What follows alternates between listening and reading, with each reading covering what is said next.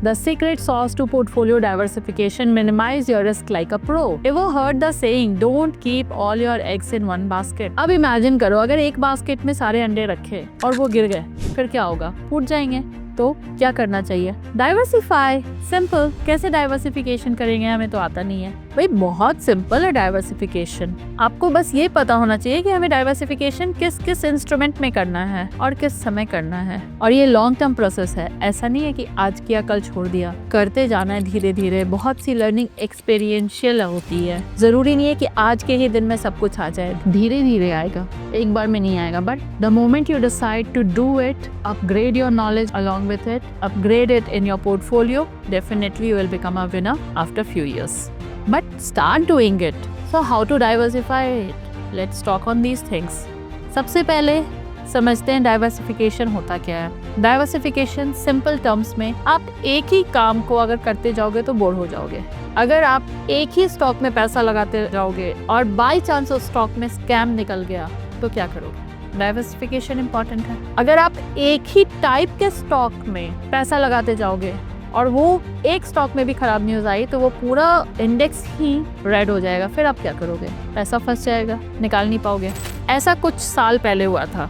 आप सबने सुना था पीएनबी का स्कैम, जब मिस्टर नीरव मोदी यहाँ से पैसे लेके भाग गए और पीएनबी बहुत बड़ी मुसीबत में फंस गया। पीएनबी ने अपने लाइफ में इतना बड़ा फॉल्स शायद ही कभी देखा होगा। एक नेशनलाइज्ड बैंक, कोई भी सोचेगा नेशनलाइज्ड बैंक अच्छे होते हैं, सही बात है, बैंकिंग्स अच्छा कर रहे हैं, उसके बाद भी पीएनबी ने सीधे 201 रुपए से गिरते गिरते वो कहाँ गिरा? 27 रुपए पे। Can you believe? एक नेशनलाइज्ड बैंक का स्टॉक ऐसा गिरा। और इसका क्या इफेक्ट हुआ मार्केट पे? सारे बैंकिंग स्टॉक्स नीचे गिर गए। अगर आपने सिर्फ पीएनबी में पैसा लगाया होता तो आपकी हालत खराब होती। अगर आपने सिर्फ बैंकिंग स्टॉक्स में पैसा लगाया होता फिर भी आपकी हालत खराब होती। तो आपको करना क्या है? डाइवर्सिफाई।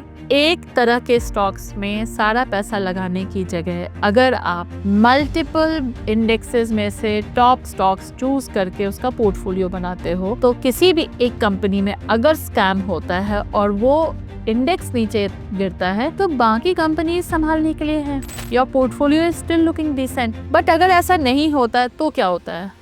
वो सारा पैसा फंस जाता है, कुछ सालों के लिए डूब भी सकता है।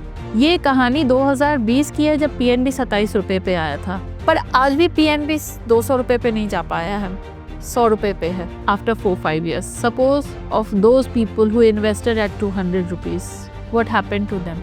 या तो उनका पैसा उन्होंने अपना लॉस ले लिया और निकल आए बाहर, या तो फिर अगर उन्होंने लॉस नहीं लिया तो आज भी स्ट्रगल कर रहे हैं कि कब पीएनबी 200 पे आएगा और कब मैं एग्जिट करूं, मेरा बहुत बड़ा पैसा फंसा है। सो जब आपको ये पता है कि एक स्टॉक में पैसा लगाना हानिकारक है तो क्या आप डाइवर्सिफाई नहीं कर सकते? कर सकते हैं, बिल्कुल कर सकते हैं। अब ये तो मैंने बता दिया कि डाइवर्सिफिकेशन क्या होता है। अब आपको ये सीखना है कि करना किधर है। सिर्फ एक टाइप के स्टॉक्स नहीं बाय करने हैं। स्टॉक्स ही बाय कर रहे हो तो सबसे पहले एक सेक्टर का टॉप स्टॉक बाय करो, दूसरे सेक्टर का टॉप स्टॉक बाय करो, तीसरे सेक्टर का टॉप स्टॉक बाय करो। उसके बाद भी पैसे बचते हैं तो उसका जो अपकमिंग कभी कोई न्यूज आ रही है वैसे सेक्टर्स बाय करो। उसके बाद क्या करना है? फिर आप सेकंड नंबर के स्टॉक्स बाय करो और आपके पोर्टफोलियो में जो भी स्टॉक अच्छा कर रहे हैं, जो आपको दिख रहा है कि ऊपर जाते जा रहे हैं, वैसे स्टॉक्स में टॉप अप करते जाओ। बहुत बड़ा पोर्टफोलियो नहीं होना चाहिए पर बहुत बड़ा रिटर्न जरूर होना चाहिए। तो उसके लिए हमें क्या करना है? हमें पोर्टफोलियो को डाइवर्सिफाई करना है एंड प्रॉपर्ली उसे लेके चलना है आगे। और इसमें बहुत टाइम नहीं लगता है, अगर आप सही से डिसाइड करोगे तो बहुत टाइम नहीं लगेगा। अब इसके बाद आती है next concept, that's called hedging. Portfolio तो बना लिया हमने स्टॉक में, मैंने एक बैंकिंग का शेयर लिया, एक आईटी का शेयर लिया, एक ईवी का शेयर लिया, एक सेमीकंडक्टर का शेयर लिया, तो 4 शेयर्स के पोर्टफोलियो बन गए। और 5वां मुझे ऑटो भी अच्छा लग रहा था, ले लिया मैंने। पर अब क्या करना है मुझे? ये तो हो गई डाइवर्सिफिकेशन। इसके साथ हमें एक और चीज करनी है, उसे कहते हैं हेजिंग। सपोज कि पूरा as a whole stock market में ही कोई क्राइसिस आ जाती है, सपोज कि अगर कोई न्यूज कहीं पे कोई बॉम्ब की खबर आती है, कहीं कोई वॉर की खबर आती है, तो जब ऐसी खबर आएगी तो आपको क्या करना है? आपको अपने पोर्टफोलियो को बचाने के लिए हेजिंग करनी होगी, ताकि आपका पोर्टफोलियो अगर गिरता भी है तो कहीं और आपके पैसे बन भी रहे हैं। पूरा portfolio as a whole negative नहीं है। तो आपको क्या करना चाहिए? आपको सबसे सेफ जो इंस्ट्रूमेंट है वो गोल्ड है, वहाँ पैसा लगाना चाहिए। ये नहीं कह रही कि कल जाओ और गोल्ड ज्वेलर से गोल्ड खरीद लो, पर गोल्ड ETF मिलते हैं जो सबसे सस्ते होते हैं in terms of expense ratio, in terms of fees. आप गोल्ड ETF में बाय करो और वहाँ पे आपका पैसा बनेगा। अगर पूरा मार्केट भी नेगेटिव होता है, this will make you money. तो अपने पोर्टफोलियो को डाइवर्सिफाई तो करना ही है, साथ में हेज भी करना है। Hedging is most important thing, ताकि कल को कुछ भी होता है you have some money in gold, not some money, अच्छा खासा। तो ये over a period of time होता है, जैसा मैंने पहले बताया। ऐसा नहीं है कि अभी के अभी पैसा लगाया, कल के कल आपकी हेजिंग शुरू हो गई। नहीं, प्रॉपरली प्लानिंग। अगर आपके पास 1 लाख कैपिटल है, 20-20 हजार आपने ये 4 स्टॉक्स में लगाए, तो 20 हजार आप गोल्ड में भी लगाइए एंड कीप ऑन इंक्रीजिंग। जैसे जैसे आपका पैसा बढ़ता है आप इस पे इंक्रीज कीजिए, तो आपका जितना पोर्टफोलियो होगा उसका 1/5 आपके पास गोल्ड रहेगा। That means that ETF is going to protect you. अब सपोज आपके पास 1 लाख का कैपिटल है, जिसमें से आपने 99,000 का स्टॉक ले लिया, 1,000 का गोल्ड खरीदोगे ETF में, तो कैसे हेजिंग होगी? नहीं हो सकती है। हेजिंग करना है, प्रॉपरली कीजिए।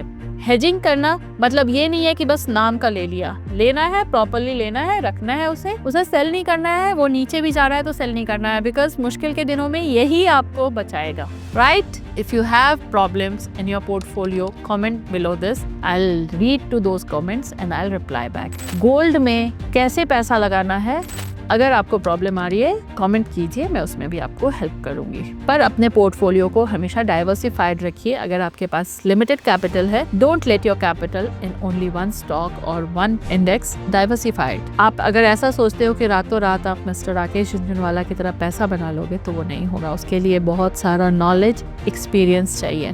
पहले वो तो अर्न कीजिए, बाद में पैसा अपने आप आ जाएगा। That is the by product. First learn how to earn and then that earning will multiply, right? अब डाइवर्सिफिकेशन का थर्ड पार्ट आता है। अभी हमने बात की इक्विटी पे, सेकेंड हमने बात की गोल्ड बॉन्ड्स पे, गोल्ड ETFs पे। थर्ड पार्ट आता है that is bonds, government bonds. That is also important.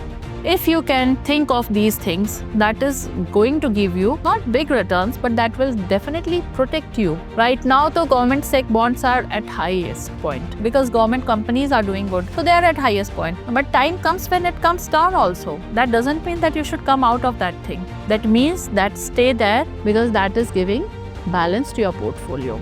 It is just not कि आपने पोर्टफोलियो बना लिया, स्टैक पे स्टैक आप ऐसे अगर ईंटें रखते जाओगे वो गिर जाएंगे। बट अगर आपने स्टैक्स किए और साथ में आपने 2 सपोर्ट लगा दिए, तो वो ब्रिक्स नहीं गिरेंगे। And that's what you need to learn to support your portfolio. These things are acting as support for your portfolio.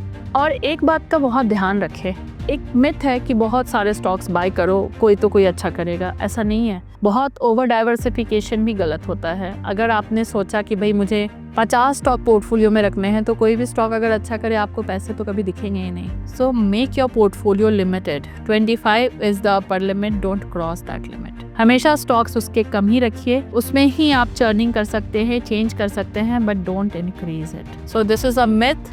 ज़्यादा स्टॉक ज़्यादा प्रॉफिट, ऐसा नहीं होता। ज़्यादा नंबर ऑफ स्टॉक से प्रॉफिट ज़रूर बढ़ता है, बशर्ते आपके पास अच्छे स्टॉक्स हैं पोर्टफोलियो में।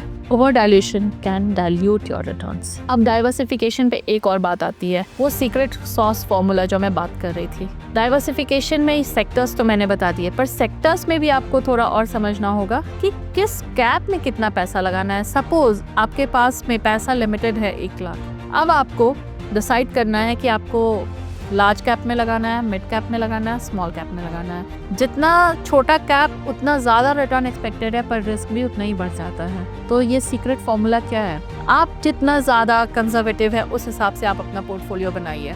अगर आप बहुत कंजर्वेटिव हो तो आप लार्ज कैप में ज़्यादा पैसा लगाइए। 50% ऑफ द पैसा आप लार्ज कैप के स्टॉक्स में एलोकेट कर दीजिए। अगर आप थोड़ा एग्रेसिव हैं तो मिड कैप में पैसा थोड़ा बढ़ाइए।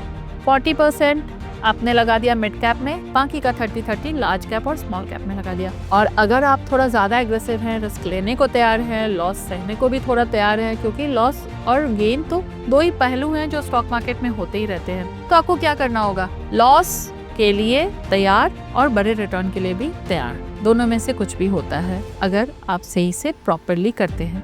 लॉस ज़्यादा नहीं होगा क्योंकि आप पहले सेल कर सकते हो, पर लॉस के लिए तैयार रहना भी एक साइकोलॉजिकल एस्पेक्ट है। तो अगर आप उसके लिए तैयार हो तो आपको क्या करना है, 40% small cap, 30% mid cap, 30% large cap.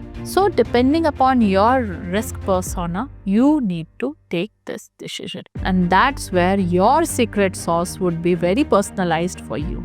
You can't share that thing because that's your sauce, the magical sauce with all the ingredients in it, and it will become tastier, right? So start thinking on these lines, start diversifying your portfolio, don't over diversify, and make a portfolio like this. If you like this content, write in the comment box. I'll make more videos like this. Do subscribe my channel, share it with your friends, make them learn, and be here to get more such information. Thank you.